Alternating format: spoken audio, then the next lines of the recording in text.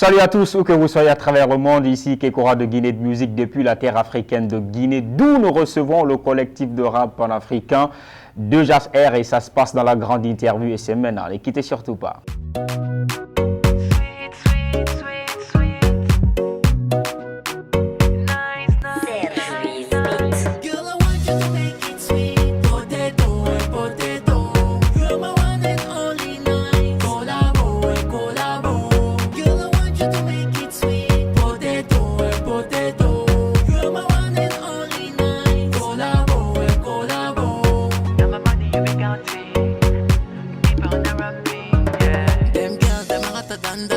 See them wine with the pum pum shot. Always fresh in a Gucci scarf. Wind up your body, let them know say bad. Shake that thing, wine that thing. Baby, let me know say you like that thing. Bonsoir les gars. Bonsoir, bonsoir. Bonsoir, Kekura. De Jazz Air. C'est qui va le go? Anyarida. C'est qui va le go? Abu de Seda.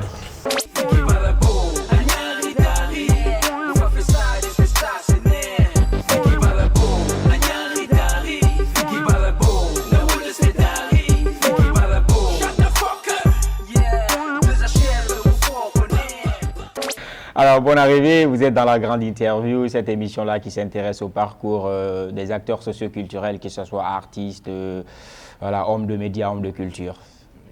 Voilà, donc c'est la première fois que je vous reçois sur le plateau, en tout cas, de Guinée de musique. Ça fait quoi? Vraiment, ça fait plaisir. Okay. Sincèrement, parce que Guinée de musique, vraiment, vous faites beaucoup pour ce mouvement hip-hop guinéen et tout, en général. Ouais. Merci. Vraiment. Là, on va se présenter individuellement. C'est un collectif, mais on a deux éléments sur ce plateau. C'est Hakim. Oui, Hakim F16, du collectif panafricain de Jazz Air. Alors, pour commencer, d'où vient le nom déjà du groupe de Jazz Air? D'où vient ce nom? Eh bien, disons que DHR, d'abord, c'est l'abréviation du hip-hop rédemption. Okay. Le mot hip-hop, il y a deux fois H dans le mot hip-hop, donc ça fait deux H. Voilà, R, c'est la rédemption. La renaissance. Voilà, la renaissance du rap, quoi. Voilà, donc, eh bien, le nom là naît des objectifs qu'on s'était fixés depuis le début de la mise en place de ce mouvement. C'était essayer de faire en sorte que dans le bouquin de la musique urbaine, que le hip-hop en tant que tel, le rap ou le côté rap surtout ne disparaisse pas. Au détriment de ces autres couleurs de musique qui avaient finalement très envahi le milieu, quoi. Je vois. Voilà, donc c'est par rapport à... Mais le côté panafricain, pourquoi? Le collectif panafricain. Oui, d'accord. Le côté panafricain, c'est suite aux multitudes de nationalités voilà, qui se sont trouvées dans ce collectif à ses premiers jours. Parce que si tu tiens compte de quelqu'un comme Raxmo qui est sierra-léonais, Fakri qui était comorien avec nous, tu as vu, donc il y avait des multiples nationalités. Oui. Donc cette association de nationalités africaines a donné ce côté panafricain.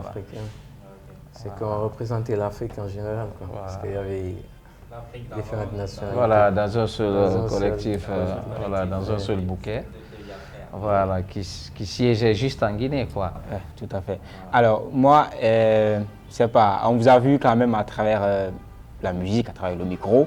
Mais qui étiez-vous avant le collectif? Qui était, par exemple, Hakim avant le collectif? Qui était Booba avant le collectif? Ok, moi, Booba, avant le collectif, j'étais Nak Hasla. Voilà. Déjà, il y avait mon groupe qui était en place, Nak Hasla, tu vois. On avait déjà fait l'album et puis c'est Manager Will qui était là comme manager. Donc c'est à la suite maintenant que l'idée de mettre un collectif en place est venue. Donc j'ai mis le projet de l'album de Nakas à côté, vu que c'était un truc d'ensemble. Donc je suis allé sur ce projet avec les gars. D'accord. Mais avant ce parcours aussi, qui était Booba? Oui, j'étais un étudiant. J'étais un étudiant qui était là, tu vois, qui suivait les études. Après ça, je me suis lancé dans la vie professionnelle.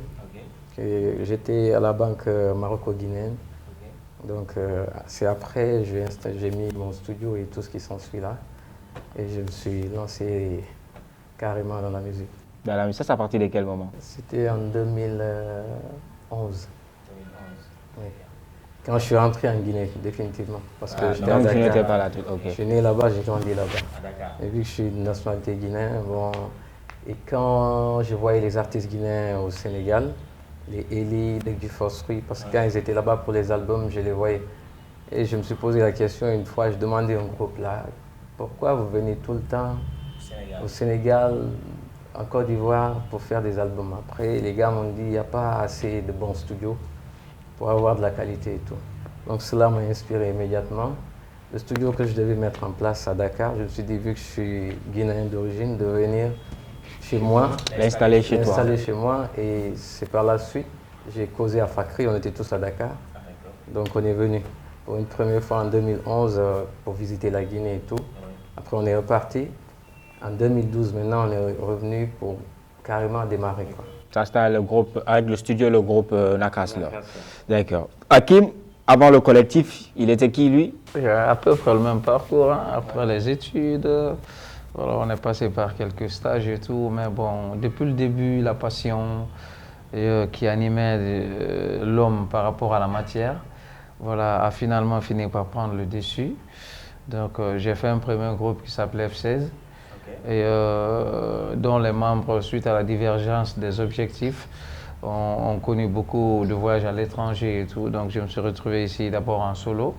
En plus, j'ai connu un groupe de Afia qui s'appelait l'Asia à l'époque. L'Asia Alter Ego. Voilà, l'Asia Alter Ego, exactement, qui était ami à Manager Will aussi, à travers laquelle donc on a fait connaissance et tout, qui était gérant de Nakasla, en même temps du studio Djadjaf Record.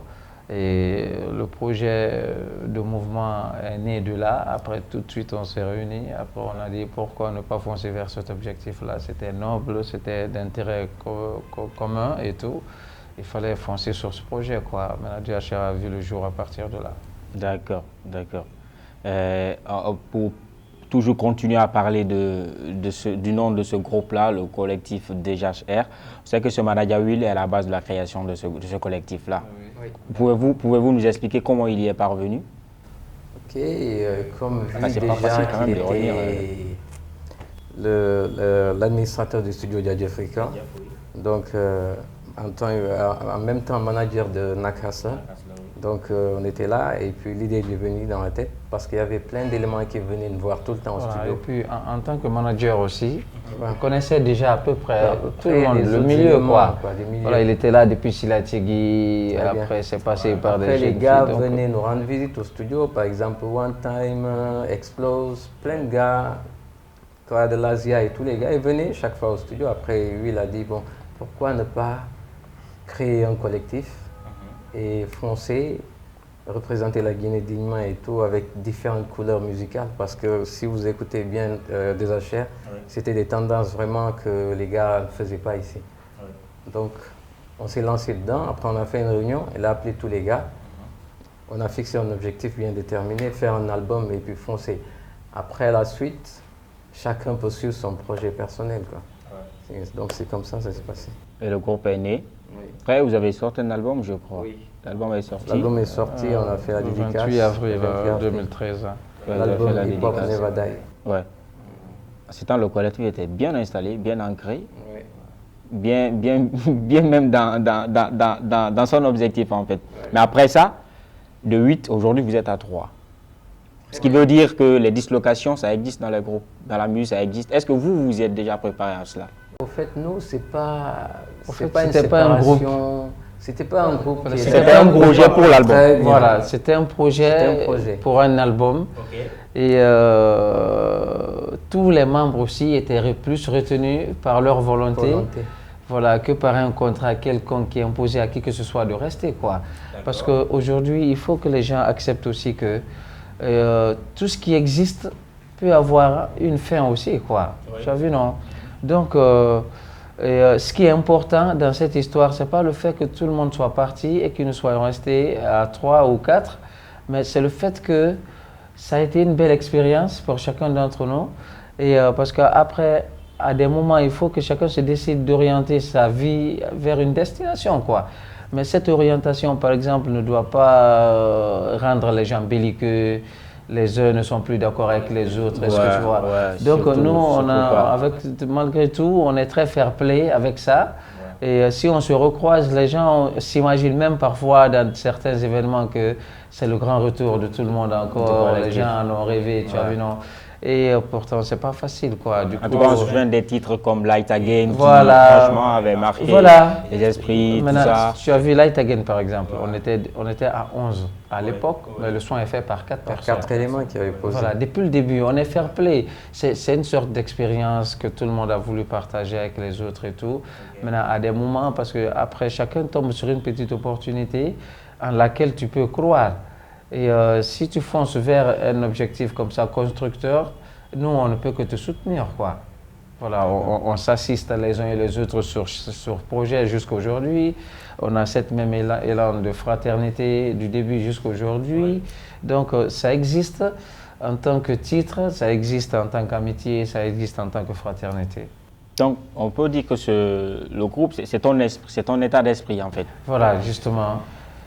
Tu peux ne pas, parce qu'aujourd'hui vous êtes 3, il faut le dire, vous étiez à 11, mais vous maintenez toujours le nom, le collectif des jachères. 4, hein, Oxmo, Hakim, Guigui Esco et Bouba, Voilà. ce qui fait les 4. Vous maintenez toujours le nom. Voilà, on maintient le nom, ça a déjà existé, et ça a fait mouche au début, tu as vu, non? Donc on a dit, cette chose-là, ça plaît déjà aux gens, malgré le démembrement, on peut quand même maintenir et foncer vers l'objectif, c'est très positif, quoi. Donc on continue cet entretien-là.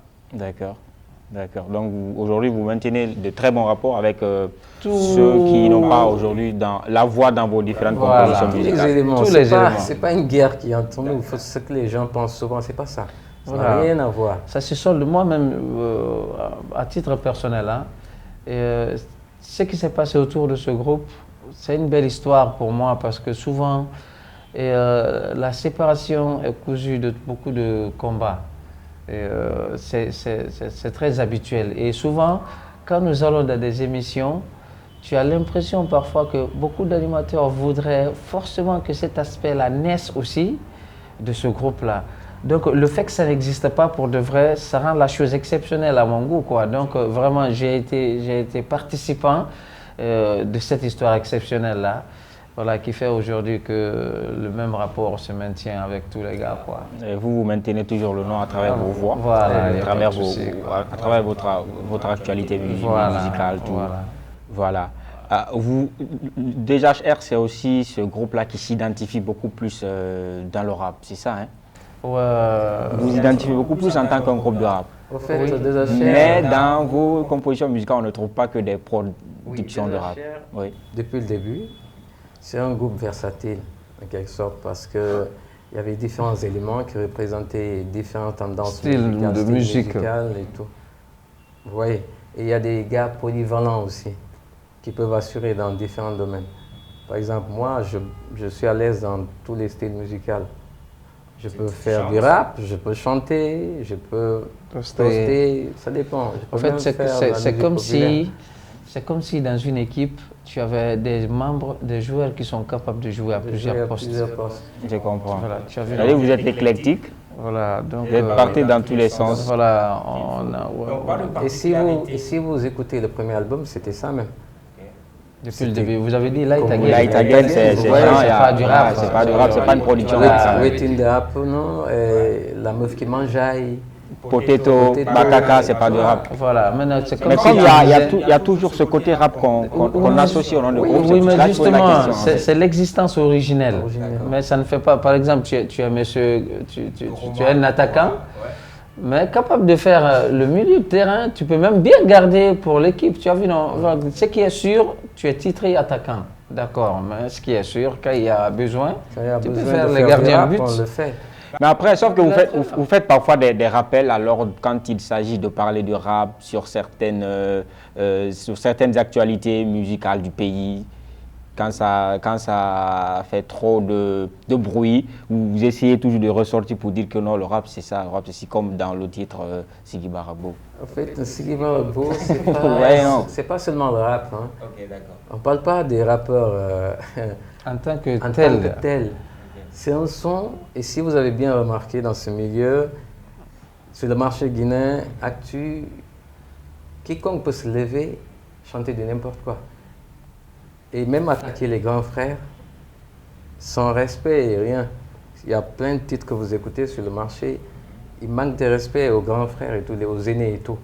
Donc le titre va vers ceci. C'est qu'il faut qu'ils comprennent une chose. Aujourd'hui, la musique, c'est comme la mondialisation. Chaque pays cherche à se démarquer, être devant. Et donc, nous, en Guinée, c'est ce qu'on n'a pas compris jusqu'à présent. La raison pour laquelle maintenant, les gosses, tout le monde peut se lever du jour au lendemain et se dire artiste. Parce que dans la médiocrité, on t'applaudit. Donc, ça pousse les gosses à faire du n'importe quoi. Donc, c'est la raison pour laquelle on a fait ce titre-là. Sigiba Agbo. Parce que des fois, on écoute de ces morceaux, sincèrement. C'est pas la peine, quoi. C'est ni éducatif, c'est aucun respect. C'est ni professionnel. Ni professionnel et tout. Et par contre, aujourd'hui, il faut bien voir nos voisins d'à côté. Le Nigeria, le Cameroun, Togo, Ghana, Sénégal. Regardez, écoutez ce qu'ils font. Et même le public guinéen, des fois, ils ont en tête que oui, ces gars sont plus forts que les Guinéens. Parce que ce qu'ils donnent comme musique, le niveau professionnel et tout. Est-ce que vous ne pensez pas que le contexte de la musique aussi a un peu changé? Parce que même dans la sous-région, parfois, on entend des chansons où il y a des grossièretés, des mots vulgaires, tout ça, mais les gens applaudissent, les gens apprécient cela. Oui, d'accord. Certes, les mots sont vulgaires, mais le travail fait dans ce contexte vulgaire est très professionnel. C'est ça le truc. Tu sens que l'artiste, les flows sont bien soignés, sont mûrs, tu as vu, non, qui se dégagent. Donc, certainement, ceux qui adhèrent peuvent ne pas entendre même ce que tu dis. Mais la façon d'interpréter, le niveau de chant que tu donnes, les intonations, tu as vu, non, tout ça là, ça rend la chose très considérable, quoi. Parce que pour dire la musique n'a pas de frontières, tu peux ne rien comprendre de ce qu'on dit, mais l'artiste, quand il chante, tu sais que, ouais, ça, techniquement, il est fort. Et quand tu n'as pas besoin de parler anglais pour apprécier un Eminem, Slim Shady ou State, par exemple, quoi. Là, le gars est fini, tu sens que, ouais, quelqu'un a rappé ici. Mais aujourd'hui, avec l'avènement de cette facilitation, voilà, non, pas juste de se produire, quoi, d'interpréter. Tu as vu, non? Ça fait que n'importe qui peut écouter une chanson et se dire que, ah, si c'est ça la musique, mon ami, je peux faire la musique. Tu as vu, non? Et voilà, si tu prends le niveau actuel du rap, par exemple, n'importe qui se lève aujourd'hui, il prend des sifflets d'arbitre, après il vient s'arrêter devant toi pour faire le tête en tête, nigga. Mais vous ne pensez pas que ça c'est de bonne guerre? Parce qu'après, quand ça parle trop de rap, parce qu'à un moment donné, ça le faisait pas. Non, côté rap, moi sincèrement, en Guinée actuellement, la nouvelle génération, vraiment je respecte. Parce que les gars, ils bossent.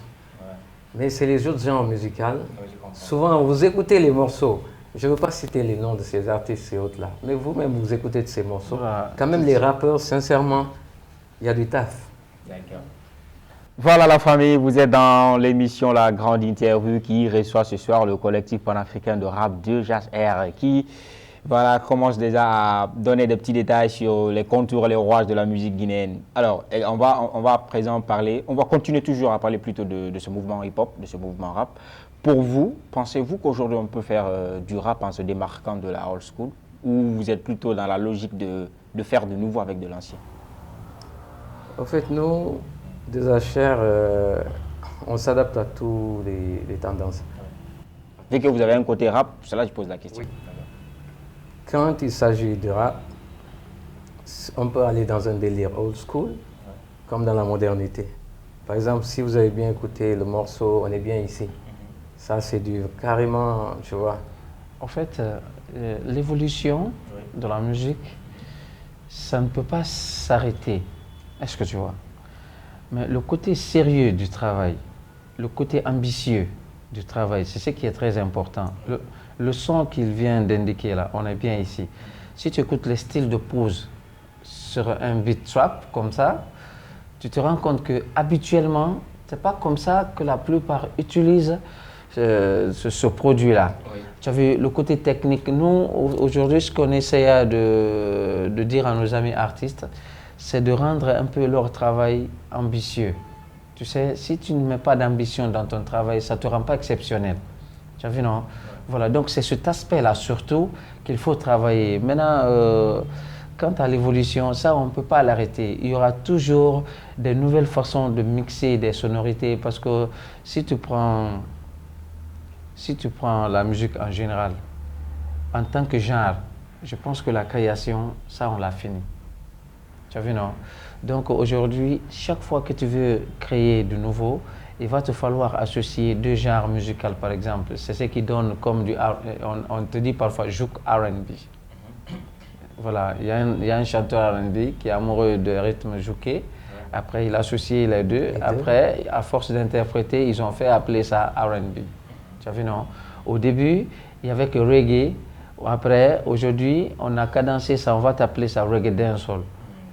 Voilà, du reggae dancehall. Peut-être un jour rap dancehall va naître, je ne sais pas moi. Tu as vu, non? Donc, l'évolution, ça, on ne peut pas l'arrêter.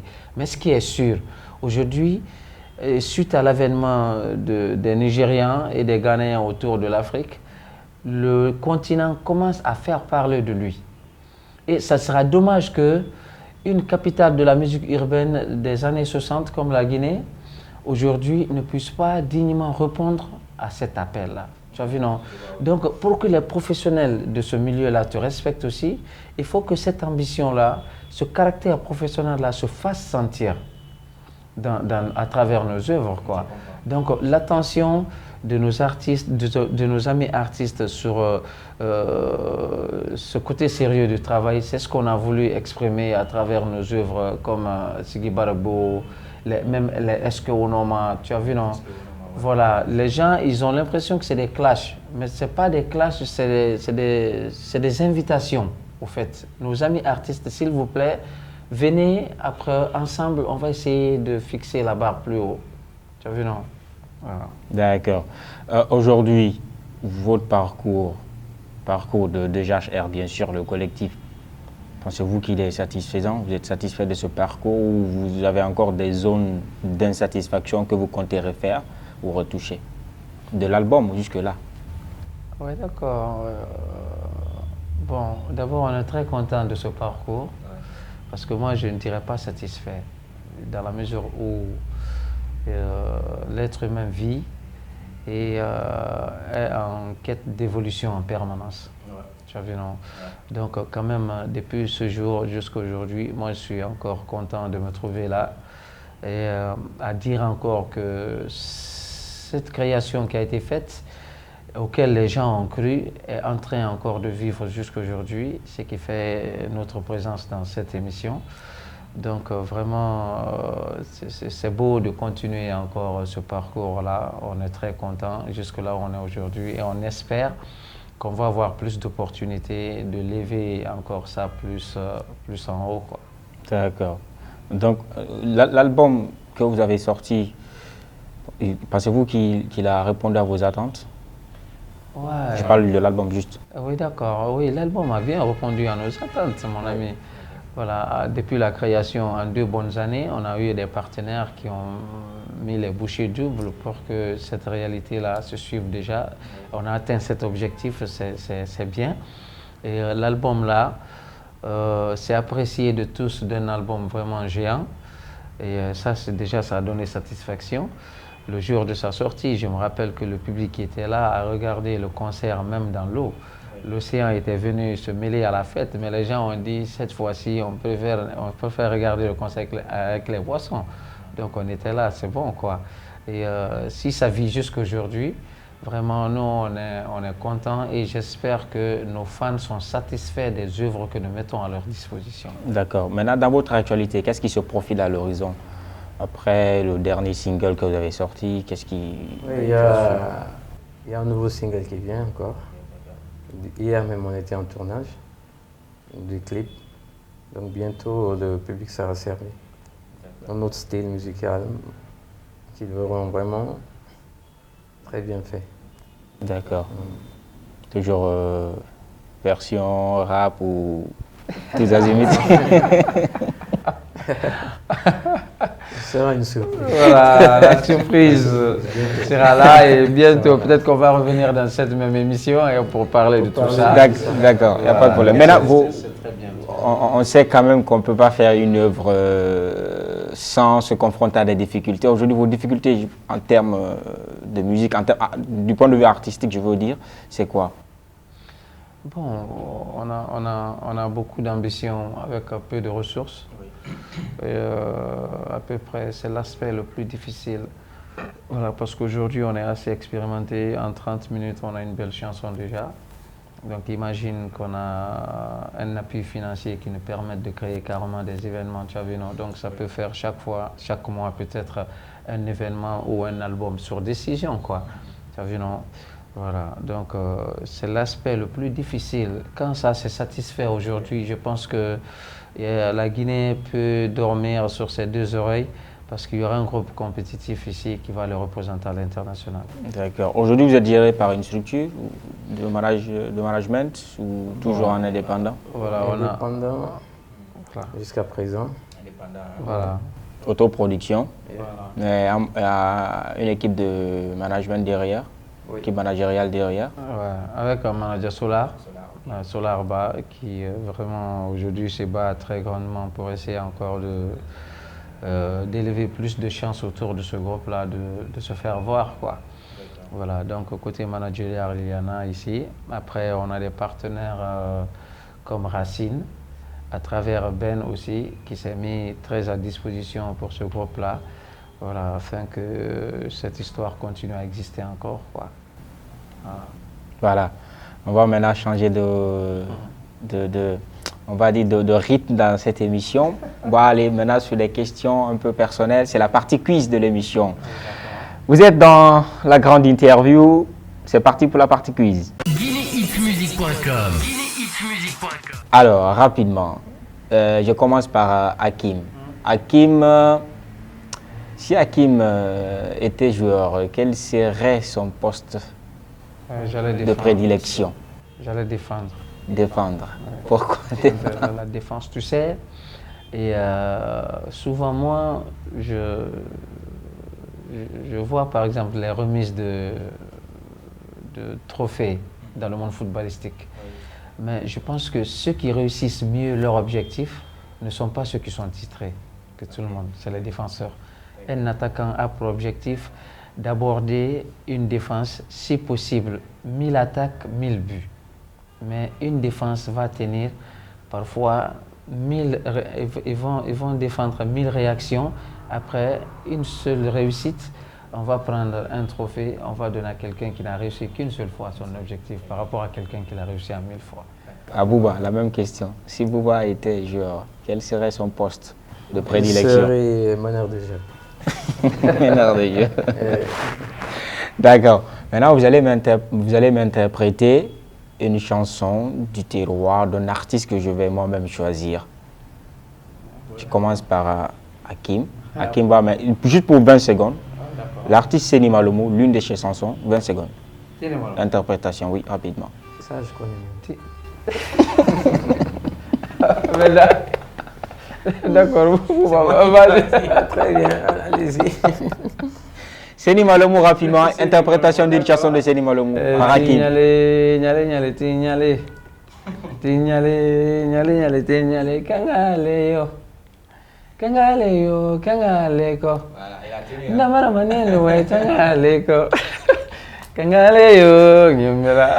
ça va m'interpréter une chanson de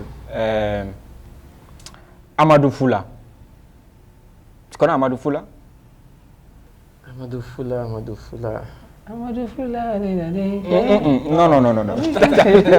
Je pense pas avoir écouté ça. Je pense pas avoir écouté. Amadou Foula. Je vais changer. Lui, déjà, je lui donne 10. C'est la tenue. Je change. Parce que ça, je connais ça déjà. Ah, ok, bras cassé. Bras cassé, je connais. Ok, une chanson de bras cassé en 20 secondes rapidement. Sincèrement, je sais pas. Je connais quand même ces morceaux. C'est pas le bras cassé. Bouba, toi tu chantes. Bras cassé. Interprète une chanson du terroir que tu maîtrises. Par exemple, Mama Diabaté. Allez-y. Celle qui a chanté. Interprète-moi juste la chanson en 20 secondes.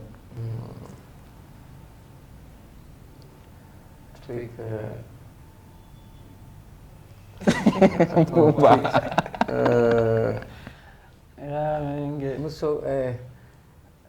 Mousso Kelinta, je sais pas. Mousso Kelinta, justement, elle dit.